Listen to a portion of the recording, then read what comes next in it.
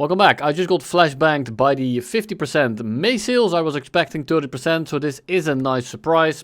I was at work, I wanted to rush home to make this video and inform you guys, and that's exactly what I'm gonna do right now. Now I'm gonna have two lists, one for tanks, one for planes, and I'll do them both in the same manner, where I go through the ones that I recommend, then I'll go to the ones that you might consider, and then I will go to the ones that I will absolutely skip. I have them all lined up on the top. And we're going to start off with the Wings of Victory bundle. So right here, it is a good pack. Almost all these vehicles are great except for two. So we have the John Plager Spitfire LF Mark 9, one of the better planes at 5.7. Can't really go wrong with it, and it's a very good grinder for the British tech tree if all you care about is early jets and props. The P-51D10 is also an incredible plane. It's a little bit under tiered. It's basically a slightly worse P-51D30. But you are at 4.3. Absolute monster of a plane, can't really go wrong with it. Then we get the first stinker, it's the George Boswick's P-47M1, and the P-47M isn't entirely terrible, it's just kind of on the mid-end. And in the end of the day, I don't think that this is worth it in today's meta. You do have 850 cals, they pack a good punch, you are pretty fast, but the climb rate isn't that great anymore. And if you are familiar with the P-47N as well as the M change, it changed about 4 or 5 months ago, I believe, with the introduction of the F-47 in the Chinese tech tree. And now they actually climb worse at low altitude while climbing better at high altitude. So it's a more high altitude oriented plane, and in today's meta I don't think this is particularly great. Then we have the Yak 9M, which is fantastic at, I forgot the BR right now, it did get changed recently, so I'm not gonna make the wrong comment on it, I'll put it in the description, but it's a fantastic plane. It's a bit of a side grade to the Yak 1B.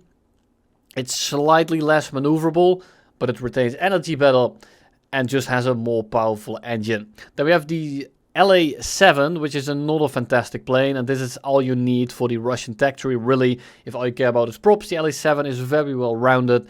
It's fast, it's maneuverable. It doesn't have the best capabilities at like sub 200 kilometers an hour, but overall this is a very well-rounded plane that will carry you throughout most of the grind if you do pick it up. Then we have the Prendergast Spitfire FR Mark 14E, and while it's incredibly unique, not really anymore, but it's a clipped wing Griffin. You can now get it in the Israeli tech tree, I believe. It's one of the worst Spitfires to play in the entirety of War Thunder. While on paper it might actually perform quite well. You have the Griffin, good at high altitude, which is already a red flag in today's meta. And then after that, well, you still have the speed bleed of the clipped wings, while not having the turn rate of the regular wings, and also you are a Griffin. You are a little bit heavier and thus worse at dogfighting. This is one of the worst planes that you can buy. Other than those two, with one being mid, all of these other ones are pretty good, and this will allow you to grind multiple nations. So yes, while the Prendergast is one of the worst planes you can pick up, luckily it's compensated by the fact that we have the Plagueis Spitfire LF Mark 9. So I do recommend this pack. It's a little bit expensive, but, oh, a little bit, it's very expensive, but I do think it's worth the price. I don't think it's worth the money, so to speak. I do think it's a lot of money, and most of you probably aren't going to grind multiple nations, but if that's the thing that you are looking for, then this is an absolute killer buy. Next up, the first one I recommend out of the singular packs is going to be the MiG-23 ML. The main killing power here is going to be the radar together with the R-24s. They are very, very potent.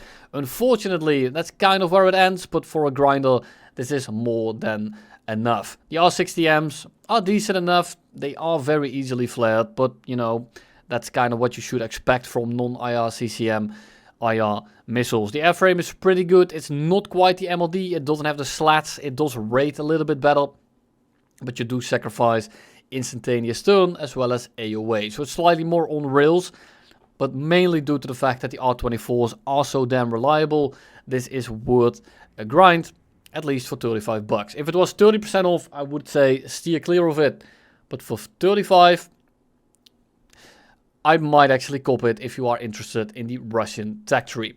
Next up, we have the F5C, and this maintains one of the better premiums that you can buy. It's all about, of course, the flight performance and the guns. The missiles are kind of dookie, so if you aren't completely, confident with your gunnery, with your positioning, it might not be the best grinder for you. The next one is probably going to be a better fit for you. However, it is a great introduction to higher tier jets. It teaches you a lot and it doesn't really overwhelm you with new tech. Now, if you are looking for a slightly more techy version of this, we are going to look at the F20A Tiger Shark. It's essentially just an F5E except with a massive engine. I believe it's the F18 engine.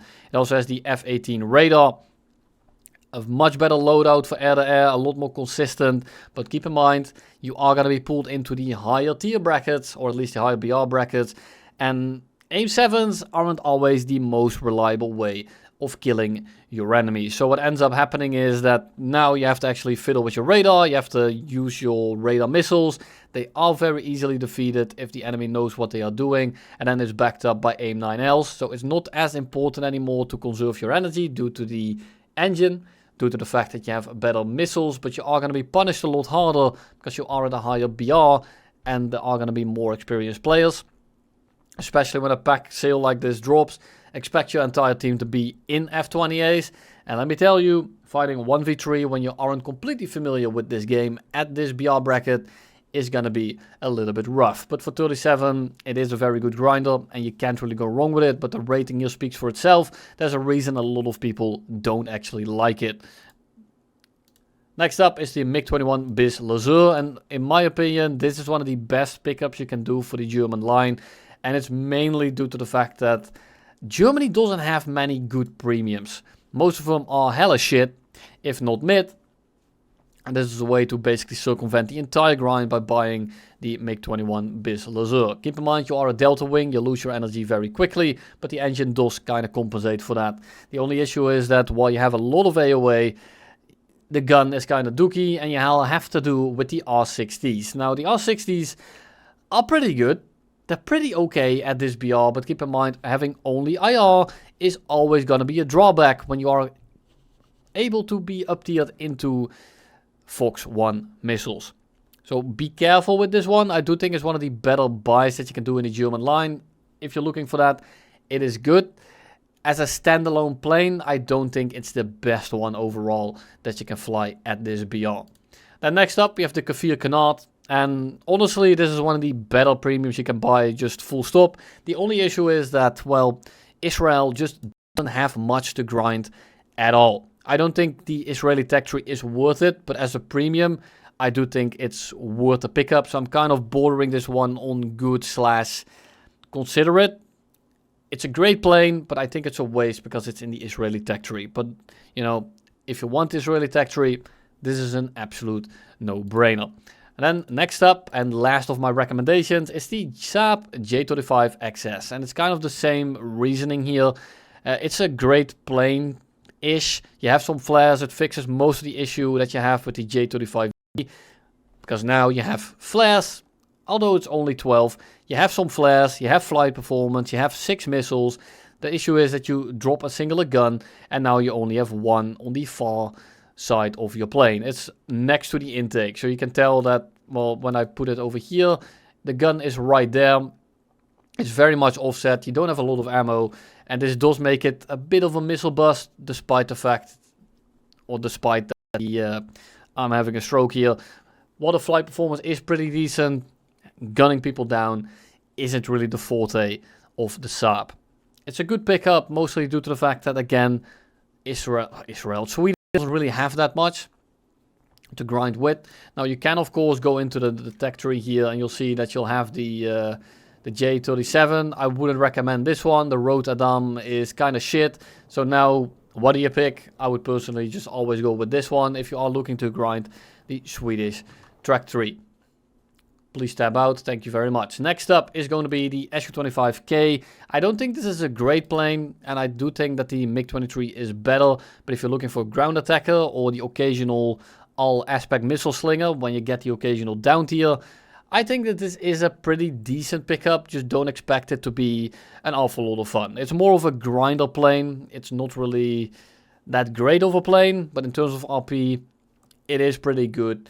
and you will be able to research most of the Russian tech tree, but keep in mind it's only rank 6, and I mean for $5 extra, the MiG-23 is going to be a lot more consistent, a lot faster, and in my opinion, a hell of a lot more enjoyable.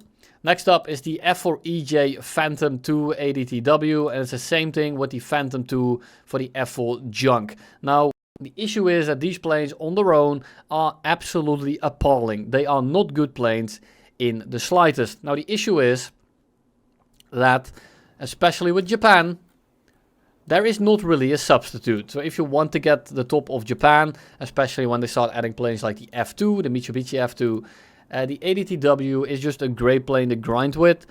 But keep in mind, the flight performance as well as the missile performance just really isn't it. And it's the same thing for Great Britain. The issue is that the Britain now gets the MiG-21 Bison, and the Bison isn't on sale right now, and if you really can't wait, you might consider the F4 Junk, but there's a reason I call it the F4 Junk, and it's because, well, you guessed it, it is complete junk. It does have a pulse Doppler radar, it does have decent to okay missiles, but at 12.0 you are going to be blown out of the water by essentially the entire lineup. So I do recommend you to skip this one. But as a grinder, it is okay. Just don't expect it to be any good whatsoever.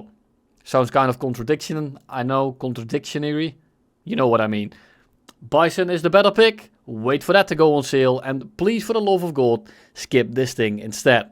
And then lastly, we have, well, kind of together with the previous plane, we have the Su-22 M4. And it's just abysmal. Same thing with the Tornado IDS. As you can tell, they're all tier 8 German planes. And, well, that's kind of an issue. There is a plane here that is actually good. It's the MiG-21 Laser that I mentioned a little bit earlier. So there's really no reason to go for these. They're the same BR as well. The Tornado IDS is actually a higher battle rating for God knows what reason. So why the hell would you pick this thing instead? Yeah, you can base bomb with it. Yeah, it might be somewhat okay. But these two planes are absolutely abysmal. And I advise you to just stay away from them. Even if you are more of a multi-role kind of guy and you're trying to just ground pound to get your RP and your SL in, I would recommend you to just skip these altogether. And then of the recommendations for the tank, these are recommended by Hazy, one of the best tankers that I know.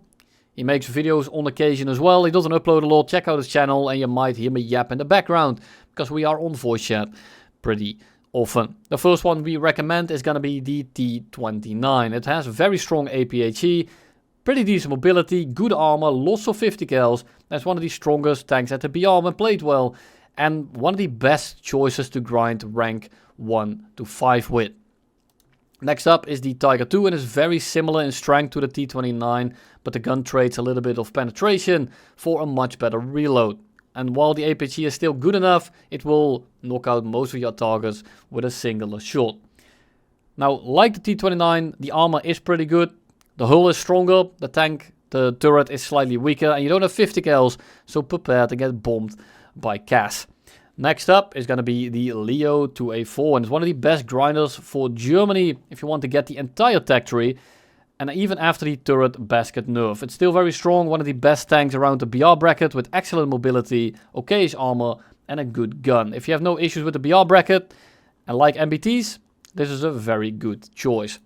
Next up, we have the T55AM, and despite finally getting its BR bumped in the latest BR changes, it remains one of the best overall pack premiums to grind in almost the entire Russian tree.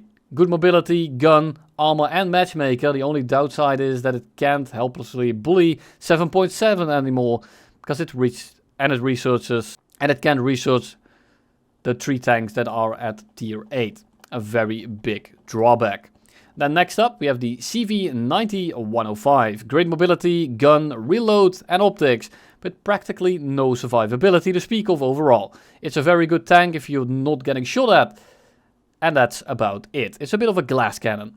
Then we have the Vida, arguably one of the strongest SPGs in the game, next to the Panzerhaus 2000. With good reload, laser rangefinder, thermals, and very good mobility for such a big tank. However, while its armor is surprisingly good for an SPG, it's still not that strong, and it will unfortunately proc APHE, so it won't just overpan you, which is a little bit of an L.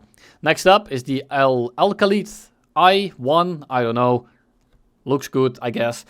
It's China's best back grinder currently, and if you like Russian-style tanks, this is right in your alley. Good armor, gun, mobility that is good forwards and backwards, with the main drawback being that it can see top tier, which is of course a massive L.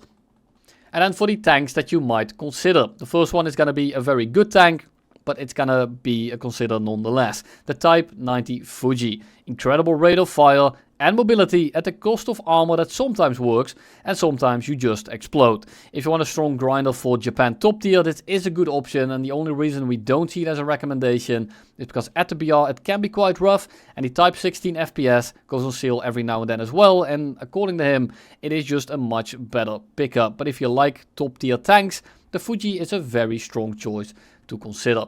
Next up is the IS-6, and while the tank is very good, it is the decent heavy tank by most metrics, other than the high mobility.